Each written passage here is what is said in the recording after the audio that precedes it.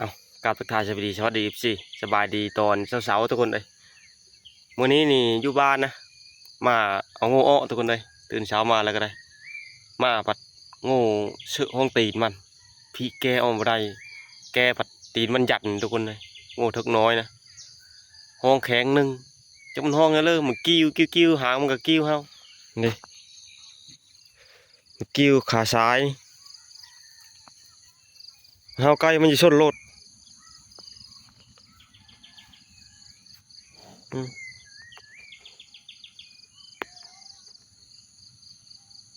กิ้วคักก็เถอะ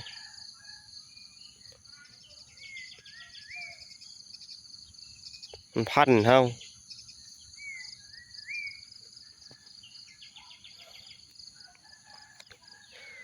เขากับเจ้ากับเกี่ยวแล้วมาได้ช่วงนี้เลย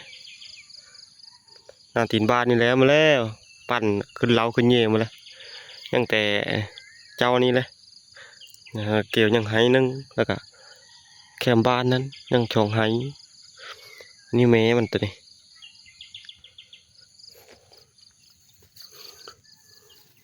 เบิ้งบดเบิ้งให้ชดโลดตรงนี้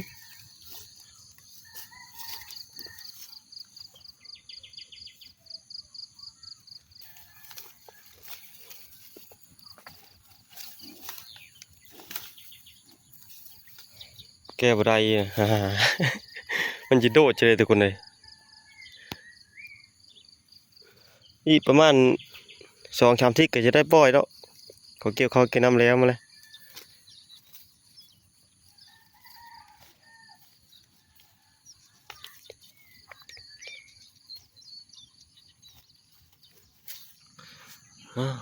ไม่ผีเลยมีเธอทุกคนเลยมีเธอแก่โทรเอาคอนเกตมาแก้ช้อยมาแล้วพุ่น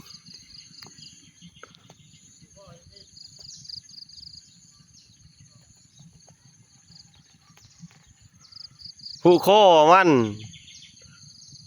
จะไปเฮ็ดท่าเลิศมันอยากกิ้วแข็งไปเจ้าก็เป็นแปลนทั้งหมดเฮาก็ได้ชดมากับแข็งได้แล้วมันเตะเชื่อช่องเช่นไปเลยช่องเช่นอยู่ว่าได้ยา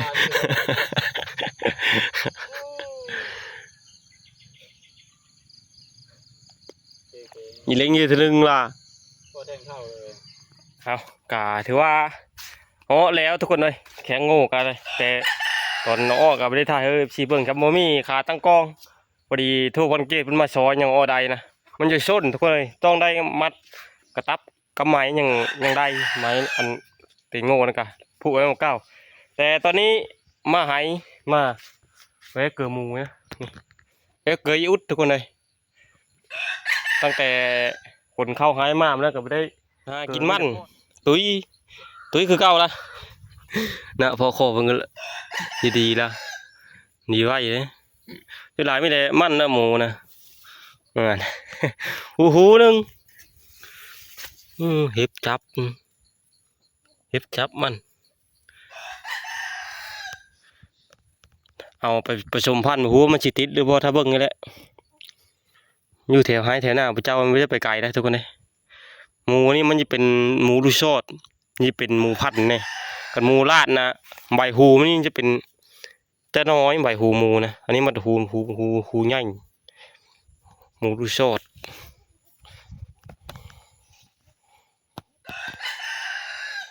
เป็ดก็ลงมาอยู่ผายไป2 4 6 8 10 1โต2 4 6 8 11ตัวหนึ่งคือเขาเอาแหละเขาลักเอาทุกคนเลยลงมาอยู่พักแคมป์พายไปเลยอันนี้บอกมันมานอนประจำได้เป็ดนะมานอนนี่กิ๊กอะเฮ้ยกับวิญญาณไม่เอามาแต่หึงละไปขึ้นไปก่อยห้ำทุกคนเกือหมูเกือไก่เกือเป็ดแล้วก็จะได้เดินทางวันนี้นะทางเขาป้าอีกทุกคนเลยลงมาเมื่อวานนี่พอดีมีตาพาดใหญ่เพิ่นท่าอยู่บ่อนเพื่อแหละผ่านดอนครับจานกองทุกคนเลยเราสีนอนท่าจะคืน2 คืนนะพอดีเพิ่นไปเมื่อนั้นก็ได้หมูเลยหมูที่คอยยิงบาดเจ็บอะไรเอามาเพิ่นไปไล่ก็เลยได้เพิ่นพระเนื้อมาเฮากับโคเพิ่นสุ่มคอยเอามาเฮา อยเว้ามื้อนี้ไปอยู่น้ำหลังไปน้ำข้าวเจ้าทุกคนไปร่วมทีมบางทีมันมานี่6-7 โตนะ2ผ่านเขา2คู่หูคู่โหดเขานะมาท่องกับพันเกตนี่มาท่องนี่เพิ่นไปเกี่ยวเข้าซอยน้องสายเพิ่นนะมาน้อยทางมันบุ้งเพิ่นแหละแล้วตอนแรกนี่ขึ้นน้ำหลังจานค้อนก็ไปช้ำเข้าทุกคนเลยไปเกี่ยวเข้าตอนเช้าน่าจะแล้วเพิ่นเว้าเกี่ยวเข้าเจ้าน้อยเดียวต้องตอนแรกขึ้นน้ำหลังปั้นเกตเพิ่นไปคนเข้ามาบ้านมาปั้นตะบ้านทุกคนมื้ออื่นน่าจะเดินทางขึ้นน้ำหลังคอยขึ้นรอบเช้านี้ชนมาท่องกับจานค้อนกับเพิ่นสิได้ขึ้นตอนแรกนะ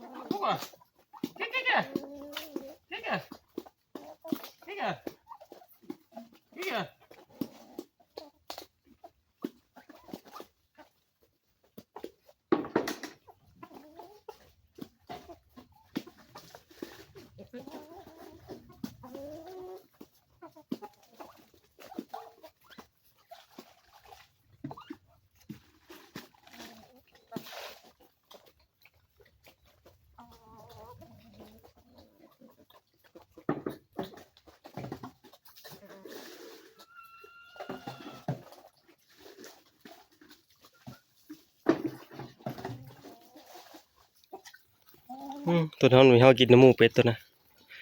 เป็ดลาดตัวนะเป็ดลาด3 ตัวตัวนี้แล้วก็ตัวนั้นแล้วก็ตัวนั้นเธอที่ไก่นะ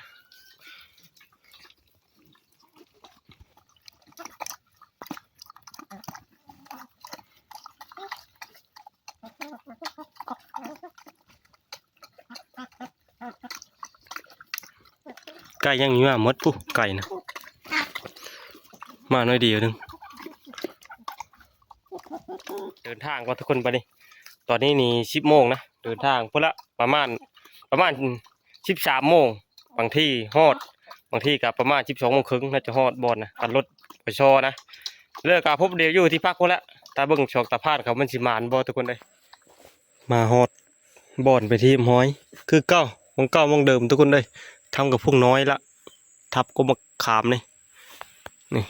แต่นายพาน2 คนเพิ่นทรมานรัดเสาอยู่บ่เห็นเพื่อจักคนมาก็มีจักตัวใช้ไปไล่หมูอยู่จักฝนตกเลยเบิ่งนี่เลยว่าเขาไปอยู่เลยจะก็เอามาไปไล่หมูทุกคนเลยไผ่กันยังละหมดจะไปไล่หมูเบิ่งมาฮอดบอดกระเบียงเขาเจ้านะไผ่เยอะยังโทษอยู่สงสัยเขาหางเขาไปบางที่เขาไปไล่หมูป่านะบางทีเขาเจ้ายิงหมูเจ็บเอามาไปไล่เพราะว่ามากับบ่มีจักตัวเลยเขามาฮอดนี่ก็เดินทางมาฮอดนี่นะประมาณ2 ชั่วโมงทุกคนเขาเดินทางประมาณ10 โมงแต่ตอนนี้เนี่ย12 โมง 2 นาทีนะเขาก็ประมาณ2 ชั่วโมงเศษๆนี่แหละประมาณนี้แหละกะทางก็มันบ่ยากไปเลยมันเริ่มง่ายเลยเดี๋ยวเขาก็พูละประมาณ13 หรือ 14 โมงจึงได้ออกหาอยู่หากินสิไปทางใต้ขาแดงพุ่นนะกกขบกพุ่นบางทีเอาเปนี่ไปนำทุกคนแก้เปนี่ไปนำเลยผู้อันต้นไม้ก็มีนะเพราะว่ากกขบกคนหมู่เฮาตลอดกันมันบ่ค้ำก่อนบางทีไปได้ไปขึ้นกกไม้เพราะว่าค่อยขึ้นเพิกแล้วก่อนนี่นะประมาณ2-3 ชั่วโมงก็แหละหมูมันบ่เข้าก็เลยมาก็เลยพอหมูกินมักบกฝูงนึงอีจัดที่อันที่ใดกินนี่นะก็เลยไปได้ไปทั้งเลยนำหมูนั่นก็จนดึกจนดื่นแล้วก็มื้อเช้าก็โทรหาพันกองเอามาไล่มาผัดมาจะเจอทุกคนเลยแล้วเลิกกับท่าที่ตามเบิ่งบัดก็หาอยู่หากินมันสิมานอีกบ่ของคนมาแล้วเดี๋ยวเลิกหากันมานี่มาแต่เช้าหมดเลยมาหามาแล้วบ่มาบ่อนพี่ แล้วยิง หมูไอ้พวก ยิงหมูละ ไม่ยิงแล้วหมูติงพุดนะหมูจีเชิงเลย เออ ลายโตมาไล่โตเพื่อตะวันเขานี่มาต่อชู้มากับมาไล่กับลูกมาอี เออ คือไปนำหมูอะไรเนี่ยมาหามาตะบอนนี่ โดนนี่จ้ะ อยู่หุ่นล่ะ อันเดียวพวก ถ้าโดนหมูล่ะเหมือนแล้วเฮาหน้าอยู่เป็นเต็กความคืนเพื่อหมูนะ ความเพื่อนไม่เชื่อตูอีพวก เออ อยู่ชายพนันบ่ หมอนะมันโดนกระบุก มันเท่าน้ำป้าจะพัดนั้นบ่ นะมันไปถ้าทำมันหน้าความคืนไปเชื่อว่าโดนเก้าอีกเบิ่งความทางนั่นเอง พาโดนพนันละ ยังความทางนั่นเฮ้ยหามาเห็น ทำท่ากับบอลเท่าน้ำบางก้อนนี่หรอวะ ความทางโดนเชือกกระบุกกันเน่กระบุกกันงูกินนั่นเอง เออ เราไม่ยิงนี่เฮาไปพุ่นละเชื่อโดนน้อยพุ่นละ ไปนี่เนาะหาเพิ่งก่อน โอ้ยเท่านั้นหมูมันลายหมูนะ มากับเห็นใช่ไหมเนาะมาตัวนี้เจ็บทุกคนเลย ดำนะเฮาพันนี่ มานะหมูโตมาเท่านึงละ โอ้ยชาที่เท่าโตเช้านี้ ลุ้นทุกคนไปก่อนเลยไปเกมโตอ้อทุกคนเลยตอนนี้เคยฮอด13 โมงเลย12:48 นาทีนะพอดีผ่านกองคนมาหาหมากินนี่นะพวกเราเอามาไปไล่หมูอีกเพราะว่าซุ่มเพิ่น2 คนนะตั้งแต่มื้อเช้านี่ไล่หมูนะหมูไล่ถือเชิงเดียวทุกคนเลยหมูอันบักทอกใหญ่ๆแล้วหมูบีครบ32คือค่อยว้าวนั่นหมูตินกุดนั่นดิมันต่อมาจักเธอผู้มาหามาเห็นเพิ่นไปแล้วเดี๋ยวข้อยก็สิไปนำเขาเจ้าแหละถือข้าวไปนั่นมันทุกคนเลยถ้าได้กินข้าวเด้ข้าวเฮาเอามาแต่บ้านแหละทุกคนเลยนะห่อมาแต่บ้านข้าวชุกถือห่อข้าวนี่พอดีเลยมดก็กินนี่ห่อที่นี่นะหมูเฮากินเจอเมื่อคืนนี้นะมากระบกนี่รู้แต่แตะอยู่ทุกคนเลยมันหมูนี่แหละเขาผ่านกองพอนะกุ๊กนี่จุดสำคัญมันกินกุ๊กนี่ถือว่าตัวใหญ่นะหัวมันใหญ่3 ศอกพวกเล่มหมูนะมันก็เคอะถึงหมดน้ำหมูลายตู่มาไล่นะ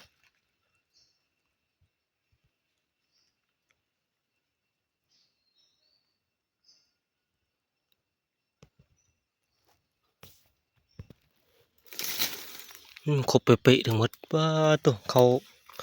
อยู่ในเรื่องก่อนในพางเขามีมาการเมื่อคืนนี่ก็เห็นนี่ก็โอ้ยแม่งก็อยู่สิทุกคนเลยมาจอบนี่นะคักกะลีหมูนี่นะหมูประมาณ3 โต 4 โตเลยตัวนี่ใหญ่ถึงหมดนี่ระดับโตซ้ำค่อยยิ่งถึงหมดแหละหัวมันแกมันใหญ่ถึงหมดพี่มันครบเอาจากห้องบนแปลนพี่มันกระบกนะยังดกมันกระบกนะยังกองกระพุ้นแถวนี้เอาไปกินจนแปลนพี่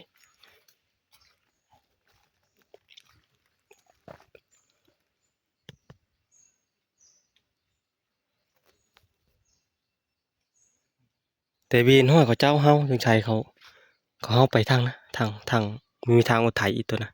ที่เฮาจะขึ้นเอาทางลงไปทั้งน้ำเขาสะพานเพิ่นหามาตัวนี้ทุกคนเลยเพิ่นไปหากันนี่นะเพิ่นมีเห็นตัวนี้ก็เลยเฮาบ่อนกินนะแต่ห้อยเขาเจ้านั่นจะไปทางนี้นี่เราเหตุไปเลยตัวมือมากระบอกแถวกันบ่อนนี่ถึงมัดนี่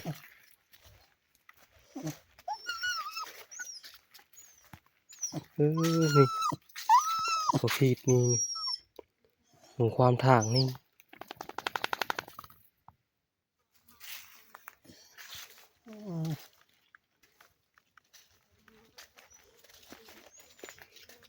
เอานี่เอาเจ้านะ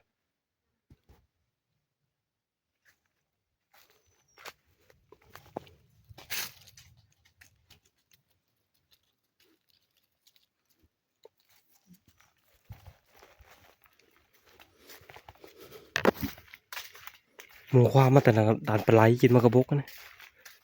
ลงไปโดดมาเลย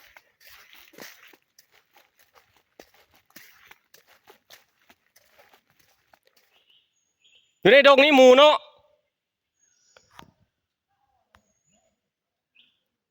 ผ่านกองพอดีว่าหมูอยู่ไหนนี่ทุกคนเลยเดี๋ยวจะเล่เบิ่งห้อยมันก่อนเอามันจีความทางหรือเปล่าคุณว่าเล่นไปเล่นมาอย่างห้อยหมูนะ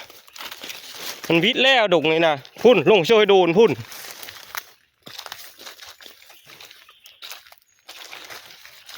มาแตะกระจุกกระจายมาแล้วเนี่ยนี่ห้อยมันทุกคนเลยไม่ใช่หมูติงคาดนั่นแหละตัวนี้นะหมูตัวก็คือว้าวแล้วมันมากินมากระบกหันมาไล่แหละไม่ใช่มันเท่านี้มากับมันเมื่อยแล้ว เฮ้ยเดี๋ยวมากันไปโน่นละเดี๋ยวมาครับเมื่อช่วงมาละ ไปดอนคนเวียนเลยเนาะ นี่มานี่นะตัดท่านี่นะ ไม่เป็นน้ำหมูแล้วจ้ะ ฮะ เป็นน้ำหมูอะไรอย่างนี้ละถึงใช้ผ่านดอนผ่านใหญ่เพิ่นเฮาเป็นน้ำได้ทุกคนเลยนี่พอดีตุยพอดีนะ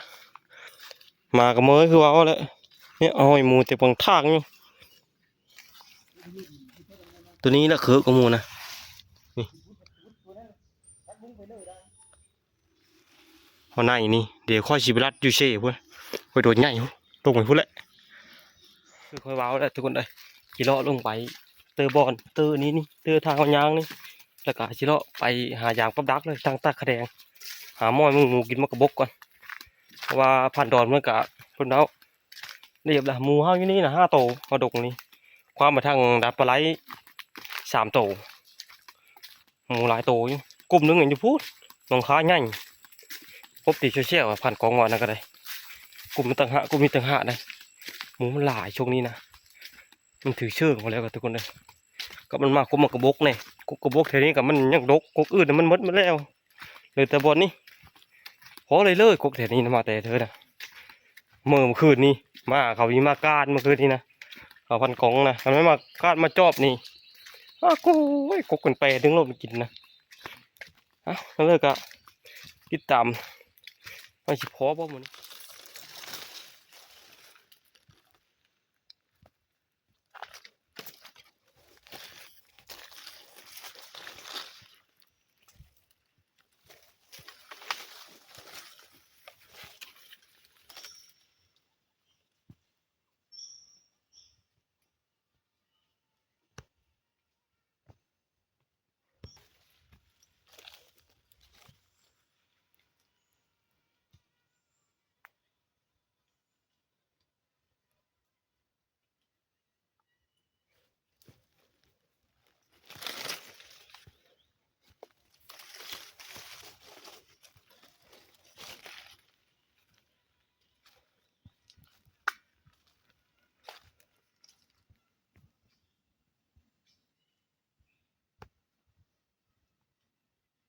มันมีหมูไม่พุ่นชนีนะมันมากินมากระบกมันทุกคนเลยเป็น8 นึงอยู่กลางระหว่างทางเลยโจ้ข้าวเมื่อเลยเบิ่งอยู่ตากระแดงนะหมูแต่ผลห้ำเลยน่าจะไม่ขึ้นวาดนี่บอกคืนนี้น่าจะโมเมนต์เพราะว่าฝนตกเมื่อคืน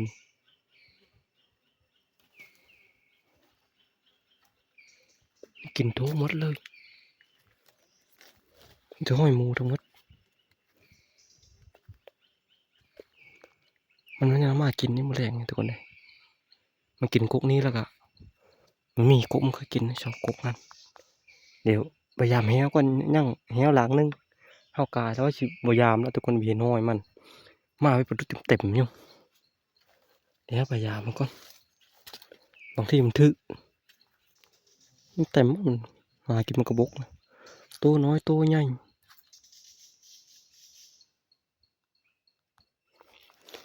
นะหมูมีแต่ห้อยตัวใหญ่ๆทั้งหมด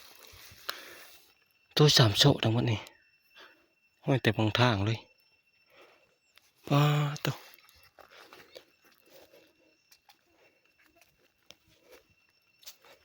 ห้อยเต็มหมดเลยแต่นี่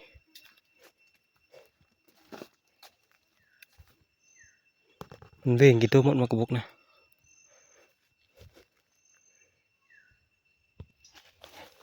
น่าจะไม่กินคืนนี่ก็มีเบิ่ง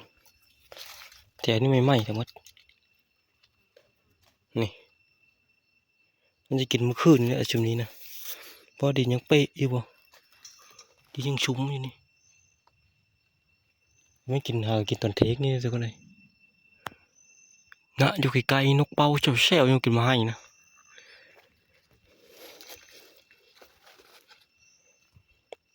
ยังเป๊ะๆอยู่ได้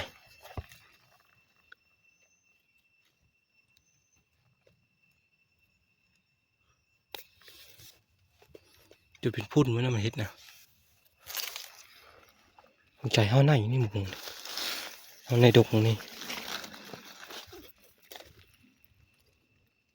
เห็นบ่มันออกมาแต่ดงนี่ทุกคนหมูนะ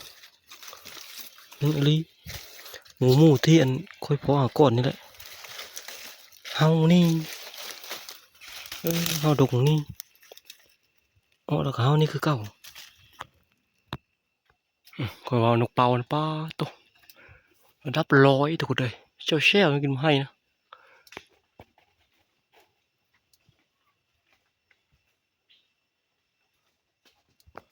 บุ้งด้วยเจ้าแช่อยู่เลยมาให้ใหญ่มาให้หน่วยใหญ่นั่น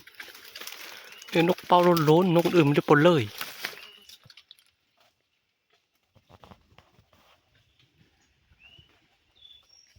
ไก่ป่าก็มี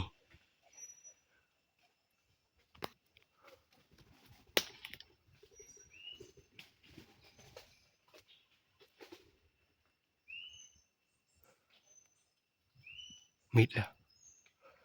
อย่าออเลยไก่ป่าทั้งหมดอยู่เทิงนกเป่าที่ล้างไก่ถ้าเลิกเฮ็ดเอาบ่ได้ทุกคนมันสูงยิ่งกับคงหิวทึกบ่ได้เดี๋ยวไปเลาะยามแฮวปลายเจอดีได้ลมจะคักขนาดลมนะโอ้ไก่ก็หลายดีนะนี่แหละแฮวนะตั้งแต่เสื้อแฮวละหมูมาไกลเลยแถวนี้นะมาคือเลยเลิกก่อฮือบ่ดิทางมันนะทางมันเที่ยวขึ้นเที่ยวลง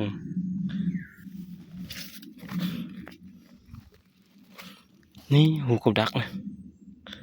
กลุ่มกับดักมันอยู่นี่ดิโบกมันนะแต่มันนี้มาแม่มันเป็นห้อยชุดนี่นะ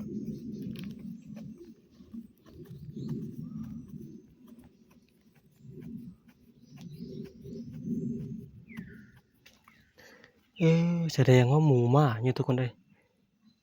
ถึงใช้มันหูจัก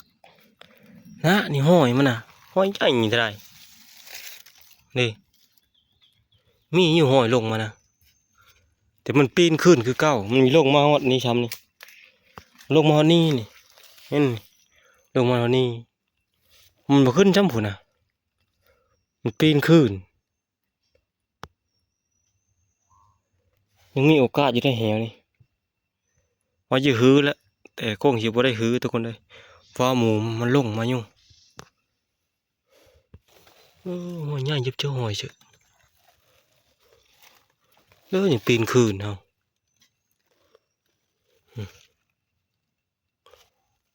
คืนนี้คือเก่า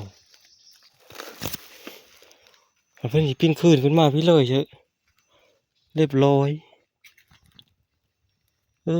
มาหอดนี่เลยนะนี่หอยมันเนี่ยนี่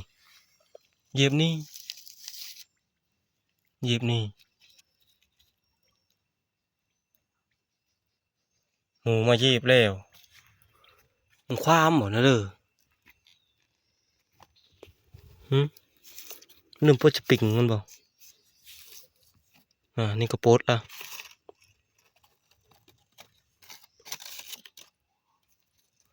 มันคือโบราณล่ะ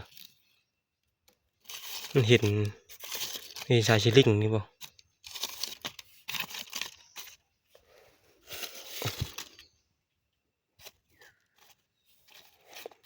เริ่มมีหวังตัวคนเลยปะนี่แหละ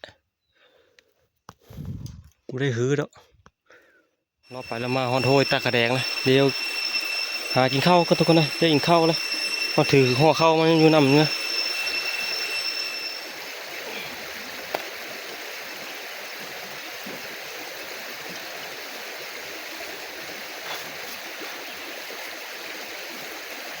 ไม่โลไม่ไปงูนะเห็นห้อยมันความยังมันความลงหัวโดนนี่ทุกคนเลยความหัวโดนไปพุ่นนะทางหัวโดนน้อยพุ่นได้แบบนี้นะ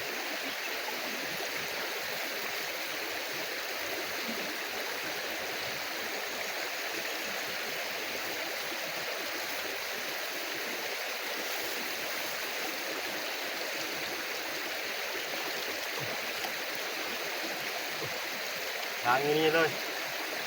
เสร็จแต่ทุกคืนแล้ว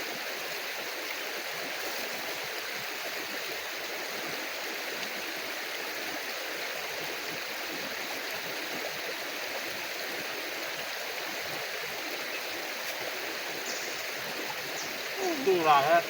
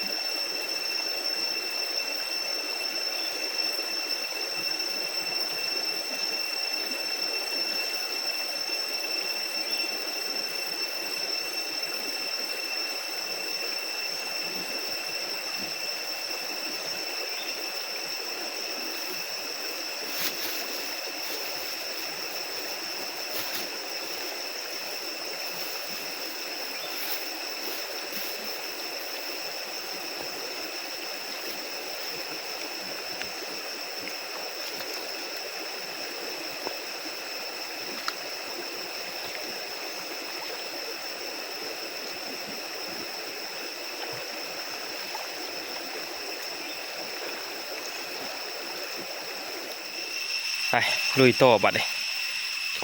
อิ่มนะเข้าก็ได้พอได้มีแห้งยางขึ้นได้อยู่เท่านี้ไม่หักกับถางคนเอ้ยมาหอนี่ทุกคนเอ้ยนี่หอยหมูนะหอยหมูหมูนะเขานี่เดี๋ยวจะเลาะขึ้นถึงด่านปุ๊บมันไปตามเข้มด่านเลยพี่มันเอาทุดแถวด่านพี่ความเอาด่านพี่ลิมันหมุนอยู่มันเห็ด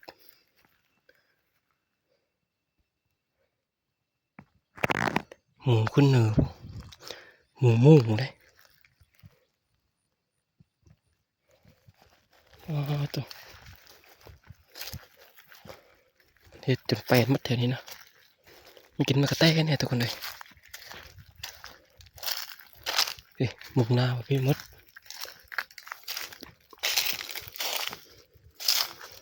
โอ้ใหญ่ๆทั้งหมดทั้งหมดมันนะมันต้องยืนทึกนี้แหละบอลเขานำมาก่อนนี่แหละทุกคนเลย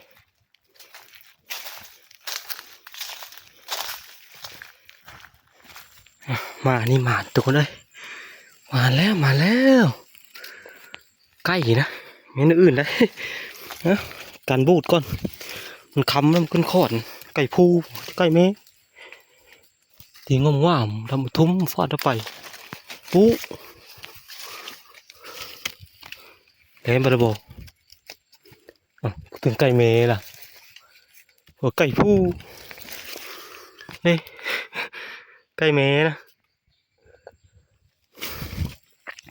ก็ไก่พูเลยทุกคนเลยไปหาถกชื่อก่อนมีอยู่บนนี้เพราะไก่พูเลยก็บอกสิกาต้าไก่พูข้างในว่าไก่เม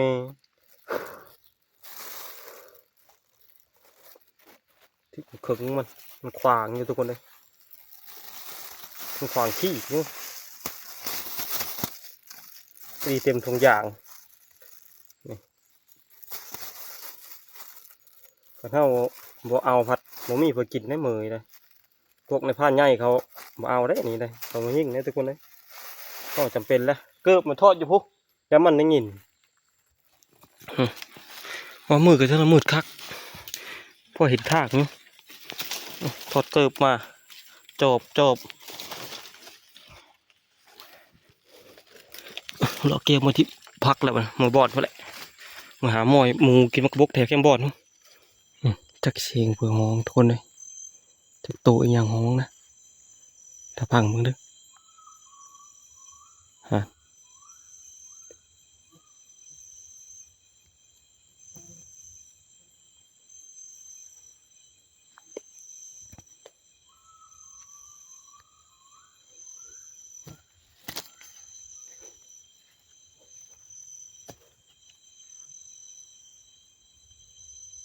จักเสกโตพุ่นนะ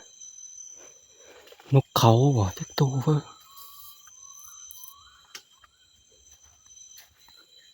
หุ่นโบแต่ยังเยอะทุกคนเลยผู้เดียวกับมืดนี่นกนี่ฮ้องนี่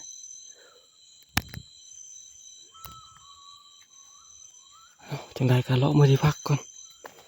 โอ้นี่ก็เป็นพอดบาดเลยทีมงานบ่มาจักคนเลยทางในพาดใหญ่นะมีแต่หมาทุกคนเลยคนยังบ่มา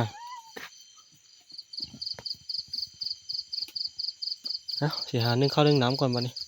ข้าวน้ำกะถือว่าใส่ไปเลยชุกละกินแล้วข้าวกะกินกับต้มไก่ที่ได้แหละยังแต่ผ่านกองมาเทละข้าวมา มีแต่อัน